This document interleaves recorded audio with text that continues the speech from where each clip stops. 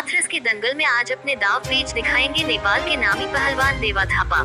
आपको तो बता दें कि हाथरस में 111वां लक्खी मेला दाऊजी महाराज चल रहा है, जिसमें हर रोज विभिन्न प्रकार के कार्यक्रम किए जाते हैं और लोगों का मनोरंजन किया जाता है। इन्हीं में से एक कार्यक्रम में बुर्ज कुश्ती दंगल जो मेले की जान है। मेले के पहले दिन से शुरू होकर 7 दिन तक इस दंगल कार्यक्रम का आयोजन किया जाता है, जिसमें विभिन्न राज्यों के और भारत के नाम चीन हिंद केसरी पहलवान आते हैं और अपनी जोर आजमाइश करते हैं। इसी क्रम में आज दंगल संयोजक राजेश गुड्डू के द्वारा नेपाल के पहलवान देवा थापा को बुलाया गया है, जो आज हाथरस दंगल के अखाड़े में कुश्ती लड़कर अपने दाव पेच दिखाएंगे।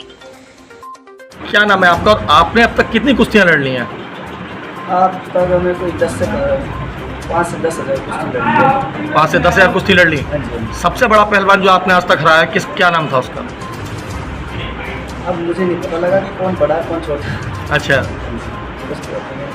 अब आप पहली बार हाथरस के 111वें लक्खी मेले में दाऊजी मेले में दंगल लड़ने आए हैं, तो क्या सोच कर आए हैं कि जीतेंगे कि जीतना ही जीतना है? हर स्पोर्ट्समैन या कोई भी मिशन हो अपना हमेशा हर कोई हो जीतने के लिए ही सोचते हैं। ज़्यादातर कोई इलेक्शन लड़ो वो भी सोचते हैं मैं जीतने के लिए ही खड़ा हूँ, है ना। कोई पहलवान होता है वो भी सोचते हैं कि हम जीतने के लिए ही लड़ेंगे, हारने वाला तो सवाल ही नहीं होते हैं। अगर हम कुछ बड़ा सोचेंगे तो तभी कुछ कर पाएंगे, अगर हम पहले सोचेंगे हारेंगे तो फिर हार ही जाना है। वो तो कहाँ के रहने वाली है? नेपाल का। ऐसी कौन सी कुश्ती है जो आज तक याद है आपको और जो आपको लगी हो कि वाकई में याद रखने लायक है? ऐसे तो सारे कुश्ती हमको एक एक पल याद रहते हैं, लेकिन क्या होता है कि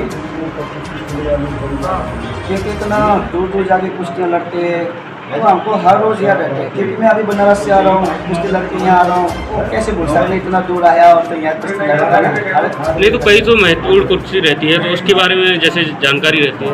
हाँ क्या महाराष्ट्र में हुआ था, वहाँ पे कर्नाटक में, तो बहुत अच्छा कुश्ती हुआ था।